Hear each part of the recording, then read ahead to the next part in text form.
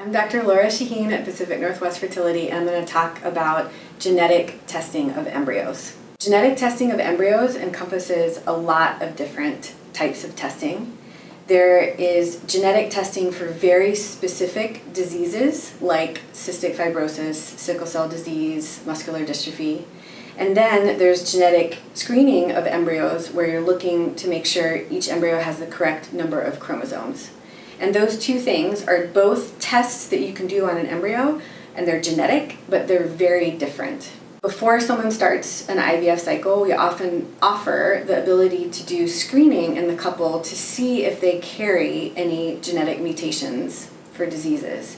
So even though someone doesn't have cystic fibrosis and nobody in their family has ever had cystic fibrosis, they can still carry a mutation for it. And if their partner, same thing, doesn't have cystic fibrosis, nobody in the family has it, has that exact same mutation, if they do, they have a 25% chance of having a child with cystic fibrosis. Now the chances that a couple carries the same mutation with no family history is way less than 1%. We're talking about a really small part of the population. But if you're planning to do IVF and you're going to have the embryos in a lab and we have the ability to do testing, you might want to get that genetic screening done before you do IVF. Sometimes patients say, well, why can't we just test the embryos for it? Well, we can screen for hundreds of different genetic diseases, but we only have so much DNA that comes from an embryo, so you really have to screen the parents first and know what you're looking for in the embryo. And it's really important because we often have people coming to our clinic for fertility treatment who don't have any fertility issues whatsoever, but they know that they carry a certain genetic mutation and they're trying not to pass it on to a child. The other type of genetic testing on embryos, which is much, much, much more common, is chromosomal screening of the embryos, sometimes called pre-implantation genetic screening or comprehensive chromosomal screening. So that is something where it's not something that you can test for in the parents. It's something that once you have embryos in the lab, you can test the embryos. And what we're looking for is the correct match of chromosomes. In each embryo, every cell should have 2 copies of each chromosome. One copy that comes from the egg and one that came from the sperm. And if in the embryo there's a mix match such that there's an extra number 16 chromosome or you're missing a number 11 chromosome, well, that embryo can look okay under the microscope and the cells can divide and you can implant it and it can even start to divide and develop, but that embryo is not going to be a healthy baby. Most often, embryos with chromosomal issues just stop developing at some point. Either you do the transfer and it's a negative pregnancy test, or sometimes, the most common cause of first trimester miscarriage is a chromosomal mismatch. The only chromosomal issue that really someone can be born with, we've heard a lot about, is Down syndrome. So it's a great example of a chromosomal issue. In that embryo, there was 3 copies of the number 21 chromosome, and the baby can be born with it. But in general, that's really, really rare. So why are people doing chromosomal screening in IVF cycles? Well, because for right now, it's the best embryo selection tool that we have. Not every patient needs to do it, but for certain patients, it makes a lot of sense. So without chromosomal screening, and the way we've been choosing embryos to transfer for the last 40 years is really just what they look like under the microscope. It's just a beauty contest. Whether they have the right number of cells, how much fragmentation, how even the cells are, etc. And we grade embryos. And in general, the embryos that have the highest quality or grade will have the highest potential for implanting.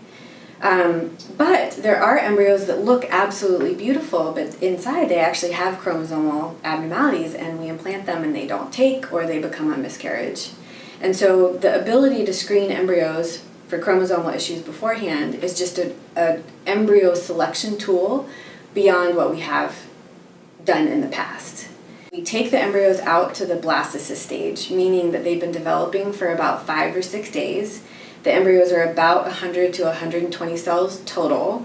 they're just starting to separate into two different types of cells.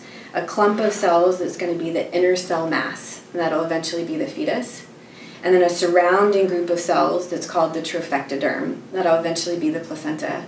And so 5 or 6 days after the egg retrieval, when the embryo is a blastocyst, we can biopsy about 4 or 5 cells away from the trophectoderm. And when we do that, we can send the cells to a specialty lab where they tell us if this embryo has the right number of chromosomes. Now, the embryo never leaves Pacific Northwest Fertility. It's just these cells that get shipped to the specialty lab. And after we do the biopsy, we freeze the embryo with vitrification, which is very safe. And the embryo is ready and waiting for when we get the information back. It takes about a week, sometimes a little bit more, to get the information back. But the lab sends us back information that says, okay, of these embryos, these few embryos are suitable for transfer. They've got the right match of chromosomes. And these embryos that looked beautiful, looked like they were good for transfer, are not suitable, because if you transfer them, you'd have a negative pregnancy test or maybe a miscarriage. This is definitely an extra step in IVF. It's biopsying the embryo. It's a higher cost. And so it's not automatic that we do this in every IVF cycle, and people really should think about it and have good indications for it. Usually patients do it if the female partner is closer to 40. Usually if someone's over the age of 38, we kind of talk about it. Because as the eggs age, it's easier for them to make mistakes in the whole chromosomal process. And in women who do IVF and we're testing their embryos, as those eggs get older, more and more of the embryos are chromosomally abnormal. And this is why it takes longer to get pregnant as we get closer to 40. Miscarriage rates go up, etc. It's kind of the whole part of fertility that we've learned through genetic testing of embryos. For example, if someone does IVF and they are 25 years old, if they have 10 embryos to test, 8 of them will be normal. 80% of them will be normal. So should 25-year-olds do chromosomal screening? Maybe, maybe not. Maybe not need it. Someone's 40 years old, 80% of the embryos are going to be abnormal. So if someone has 10 embryos to test, probably only 2 are going to be suitable for transfer. And for that person, that might save them a lot of embryo transfers, and a lot of heartache if they screen up front. Again, it's not for everyone, but it's just something to think about. Another strong indication for chromosomal screening is if someone's had recurrent pregnancy loss. The most common cause of first trimester loss is a chromosomal mismatch in the embryo.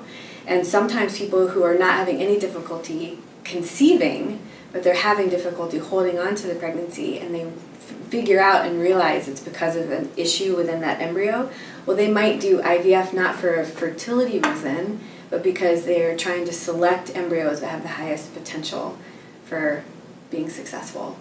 So when I'm counseling patients about whether or not to do chromosomal screening of the embryos, I want to ensure that they're not overinflating what the chromosomal screening can do. It's a very good embryo selection tool. It can find embryos that have the highest chance of success beyond what you can just look at under the microscope, but it is not guaranteeing a healthy baby. Each patient that's considering IVF should have a discussion with their provider about whether chromosomal screening is right for them or not. It's an excellent embryo selection tool, but it's not going to be right for everyone.